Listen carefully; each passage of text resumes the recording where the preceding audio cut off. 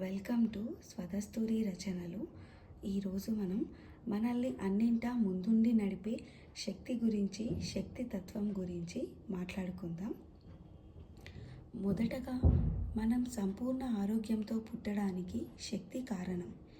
ఆ శక్తికి ప్రతిరూపమే అష్టలక్ష్మి తత్వం.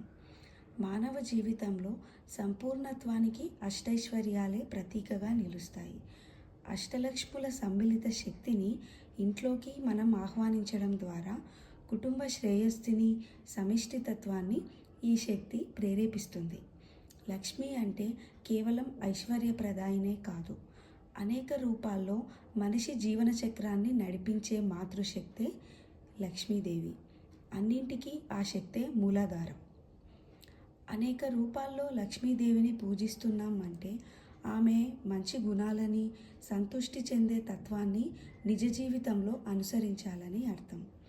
ఇంటి పూజా మందిరంలో వెలిగే దీపం కన్నా హృదయంలో వెలిగే జ్ఞానదీపం శాశ్వతమైందిగా నిలుస్తుందని ఆ శక్తి మనకు తెలియజేస్తుంది. సమృద్ధిగా ఉండడం అంటే దాచుకోవడంలో కాదు, పంచుకోవడంలోనే సంపత్తి తత్వం ఉందని ధాన్యలక్ష్మి మనకు తెలియజేస్తుంది. గజలక్ష్మి శక్తి, శాంతి సమన్వయమే కాదు, మన లోపల అహంకారాన్ని జయించి స్వీయ నియంత్రణతో ఉండాలని, స్వీయ నియంత్రణతోనే జీవించమని తెలియజేస్తుంది. అలాగే ధర్మ పరంపర కొనసాగించడానికి, విలువల వారసత్వాన్ని పెంపొందించుకోవడానికే సంతానలక్ష్మి ప్రతీక.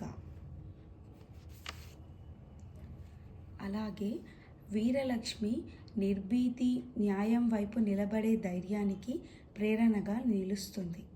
విద్యాలక్ష్మి జీవన విజ్ఞానాన్ని, సత్యాన్ని తెలుసుకునే సామర్థ్యాన్ని బోధిస్తుంది. అలాగే మన అంతరంగాన్ని జయించడమే విజయలక్ష్మి తత్వం అని చెప్పుకోవచ్చు. ఈ తత్వాలన్నింటి సమన్వయమే లక్ష్మిని సంపూర్ణంగా ఆరాధించడం. ఇది ఒక్కరోజు చేసే ఆచారంలా కాకుండా జీవితంలో ప్రతిరోజు ఆచరించే విధంగా మనం రూపాంతరం చెందాలి. అప్పుడు లక్ష్మీ అనుగ్రహం అందరి హృదయాలను ఆనందమయం చేస్తుంది. శ్రావణ మాసం ప్రకృతి కొత్త చిగుర్లతో పునరుజ్జీవనం పొందే కాలం. ఈ ఆధ్యాత్మిక కాలంలో మనుషుల హృదయాల్లో కూడా భక్తి, శ్రద్ధ, శాంతి చిగుర్లు వేసుకోవాలి. మహాలక్ష్మి అనుగ్రహం అందరికీ ఉండాలని మనం కోరుకుందాం.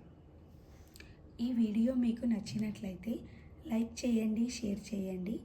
ఇలాంటి మరిన్ని వీడియోస్ కోసం మా ఛానల్ని సబ్స్క్రైబ్ చేయండి. ఈ శక్తితత్వం మీకు ఎలా అనిపించిందో మాకు కమెంట్ రూపంలో తెలియజేయండి. Thank you.